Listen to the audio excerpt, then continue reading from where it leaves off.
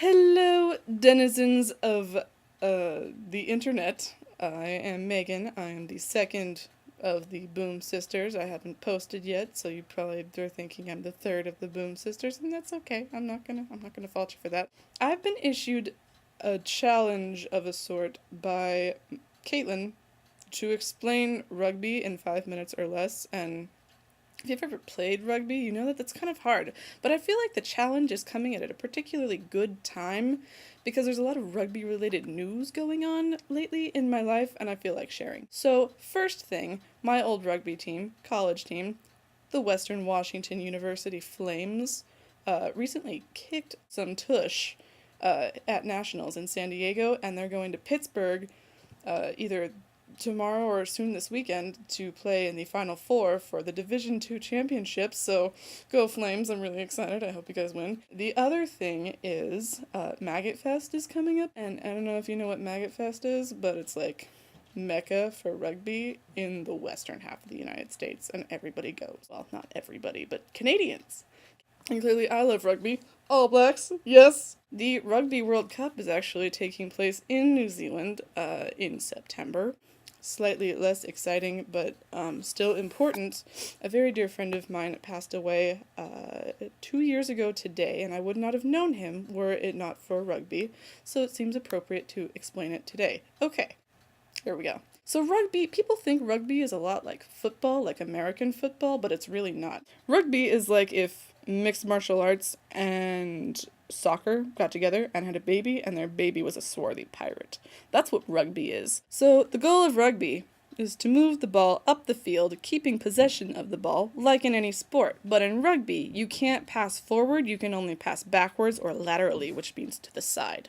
So it's a little more difficult. So you carry the ball once it's passed, and then as soon as you have the ball, anybody can tackle you. Anybody. And tackles have to be below the neck or it's a foul. You can't just hang onto the ball, that's selfish, so when you fall to the ground, you release the ball towards your team, like so. My team's over there. When you hit the ground and you release the ball, that results in what's known as a ruck. Something you'll notice about rugby, a lot of the terminology sounds really not family friendly, but I promise you it's not. A ruck is basically the ball hits the ground, you release the ball, and then there's contestation over possession of the ball. So people join together like this over the top of you and try to scoot the ball back with their feet towards your scrum half. I went that way. My team's that way. So if, for some reason, the ball goes out of bounds, you do what's known as a line out. Here, you would have two strong people, like it says, and then one tall person in the middle, and the person in the middle is being lifted off of the ground to catch the ball, which this person here at the bottom is throwing. It makes more sense because that way there's equal chance of people getting the ball, because each person lines up equidistant from the line out, and in the middle there's an equidistant tunnel.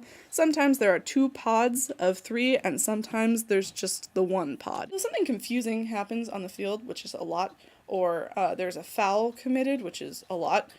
The sir, side note, you never call the referee. You call the sir. It's just the sir. Even if it's a woman, the sir. It's protocol. The sir blows his whistle and sets the scrum line. Scrum is basically contestation for the ball like a ruck, except more intense. So this is scrum formation. What you essentially see are the lineups for 2 opposing teams. I'm going to go just to the one side so you can see. So you start with your tight 5 here, and then you have your backs trailing that way out.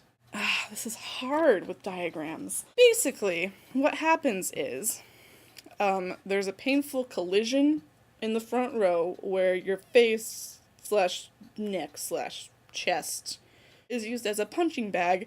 They punch you with their head. When you're doing a scrum, the tight 5 is kind of the most important part of the scrum. So by tight 5, I mean the numbers 1 through 5. So if you're a lock, which is the numbers 4 and 5, you're basically supporting the entire front row on your shoulders. The front row consists of 2 props and a hooker.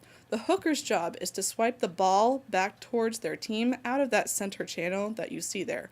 Also, side note, number 9 here in the pink is totes offsides. If you're at the side of the scrum, you're a flanker, so that's numbers 6 and 7. Basically, your job is to add extra support and also to knock the stuffing out of whoever grabs the ball from the scrum first. And that will be the scrum half here, number 9.